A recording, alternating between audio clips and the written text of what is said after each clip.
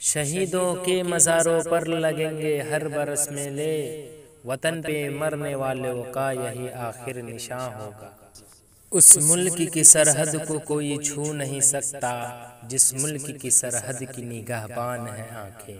ہم امن چاہتے ہیں مگر ظلم کے خلاف، گر جنگ لازمی ہے تو پھر جنگ ہی صحیح۔ دل سے نکلے گی نہ مر کر بھی وطن کی الفت، میری مٹی سے بھی خوشبو وفا آئے گی۔ لہو وطن کے شہیدوں کا رنگ لایا ہے، اچھل رہا ہے زمانے میں نام آزادی۔ نہ ہوگا رائے گا خون شہیدان وطن ہرگز، یہی سرخی بنے گی ایک دن عنوان آزادی۔ خدا اے کاش نازش جیت جی وہ وقت بھی لائے، کہ جب ہندوستان کہلائے گا ہندوستان آزادی۔ السلام علیکم ورحمۃ اللہ وبرکاتہ۔ ایک مرتبہ پھر سے میں بہت خاص ویڈیو لے کر آپ لوگوں سے روبرو ہوا ہوں، اور آج کی ویڈیو میں یوم آزادی پر مضمون کیسے لکھیں اس ٹاپک پر ویڈیو پوسٹ کی جانی ہے۔ ویڈیو شروع کرنے سے پہلے میں آپ کو بتا دوں کہ ہندوستان کی آزادی انتہائی طویل اور صبر آزما جدوجہد کے بعد حاصل کی گئی تھی، اور ہمارے مجاہدین آزادی نے بخوشی اور ہنستے ہنستے موت کو گلے لگا کر ہمیں یہ آزادی فراہم کی تھی، اور انگریزی سامراج کو ہندوستان چھوڑنے پر مجبور کر دیا تھا۔ تو آج ہم سب کو ضرورت اس بات کی ہے کہ ہم اس آزادی کی قیمت کو سمجھیں اور ہمارے مجاہدین آزادی کو حقیقت معنوں میں خراج عقیدت پیش کریں۔ انہیں خراج عقیدت پیش کرنے کا مطلب یہ ہرگز نہیں ہو سکتا کہ ہم ان کی تصاویر پر پھول مالا چڑھائیں یا ان کی شان میں دو جملے کہہ دیں۔ اتنا کرنا حقیقی خراج عقیدت نہیں ہو سکتا۔ حقیقی معنوں میں خراج عقیدت وہ ہوگا جب ہم اپنے مجاہدین آزادی کے خوابوں کو پورا کریں، انہیں شرمندہ تعبیر کریں، اور انہوں نے جس ہندوستان کا خواب دیکھا تھا اس کو حقیقت کا روپ دینے میں اپنی کوشش کو آگے بڑھائیں۔ تو چلیے بغیر وقت ضائع کیے اب ہم ویڈیو شروع کرتے ہیں۔ 15 اگست کا دن ہندوستان کی تاریخ میں ایک بہت ہی اہم دن ہے۔ 15 اگست 1947 ہجری میں ہندوستان انگریزوں کی غلامی سے آزاد ہوا تھا، اسی لیے اسے یوم آزادی کہتے ہیں۔ یہ تہوار قومی تہوار کی شکل میں منایا جاتا ہے۔ اس دن تمام دفاتر اور تعلیمی اداروں میں تعطیل ہوتی ہے، یعنی چھٹی ہوتی ہے۔ یہ آزادی ہمیں آسانی سے نہیں ملی، بلکہ اس کے لیے برسوں تک لڑائی لڑی گئی۔ ہزاروں لوگوں نے اپنی جانیں گنوائیں اور کئی سیاسی رہنماؤں نے اپنی جان کی قربانی دی۔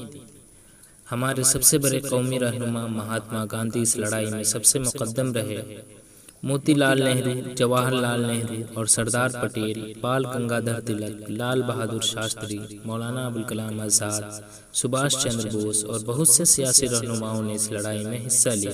لیکن گاندھی جی کا جو لڑائی کا طریقہ رہا وہ دنیا میں عجوبہ ہے، اسی لیے گاندھی جی اس آزادی کی لڑائی کے سب سے بڑے رہنما ہیں۔ یہ تہوار بہت اہتمام اور احترام کے ساتھ منایا جاتا ہے۔ ہندوستان کی راجدھانی دہلی میں خصوصی انتظامات کیے جاتے ہیں۔ 15 اگست کو وزیر اعظم لال قلعہ پر قومی جھنڈا لہراتے ہیں اور قوم کے نام پیغام دیتے ہیں۔ ان کی تقریر کو سننے کے لیے لاکھوں لوگ جمع ہوتے ہیں۔ مختلف فوجی ٹکڑیوں کے پریڈ ہوتے ہیں، اسکولی بچوں کے بھی پریڈ ہوتے ہیں، پربھات پھیریاں بھی نکالی جاتی ہے، اور مختلف ریاستوں کی نمائندگی بھی ہوتی ہے، اور یہ سب سڑکوں پر ناچتے گاتے جلوس کی شکل میں نکلتے ہیں۔ ان کا نظارہ پورے ملک میں ٹیلی ویژن کے ذریعے دکھایا جاتا ہے۔ 15 اگست کے ایک روز قبل رات میں راشٹرپتی قوم کے نام خطاب کرتے ہیں، جسے ٹیلی ویژن کے ذریعے نشر کیا جاتا ہے۔ یوم آزادی کی تقریب صرف دہلی میں ہی نہیں بلکہ ملک کے کونے کونے میں بھی منایا جاتا ہے۔ عام دفتروں، اسکول، کالجوں، مدرسوں، پاٹھشالوں اور دیگر تعلیمی اور غیر تعلیمی اداروں میں جھنڈے لہرائے جاتے ہیں، مٹھائیاں تقسیم کی جاتی ہیں، تمام تعلیمی اداروں میں پریڈ ہوتے ہیں اور خصوصی پروگرام کا انتظام کیا جاتا ہے۔ کہیں کہیں گانے بجانے کا بھی پروگرام ہوتا ہے۔ حقیقت میں یہ تقریب صرف خوشیاں منانے کی تقریب نہیں ہے، بلکہ ہم تمام لوگ قومی جھنڈے تلے کھڑے ہو کر سچے دل سے یہ عہد کرتے ہیں کہ ہم تن، من اور دھن سے آزادی کی حفاظت کریں گے، اور اگر ضرورت پڑی ہم اپنے ملک کے تحفظ کے لیے اپنی جانیں بھی قربان کر دیں گے۔ اس قومی تہوار میں تمام لوگ بلا کسی تفریق، مذہب و ملت، رنگ و نسل کے حصہ لیتے ہیں اور قومی جذبے کا اظہار کرتے ہیں۔ اسی لیے ہمیں چاہیے کہ اس تہوار میں بڑھ چڑھ کر حصہ لیں اور قومیت کا اظہار کریں۔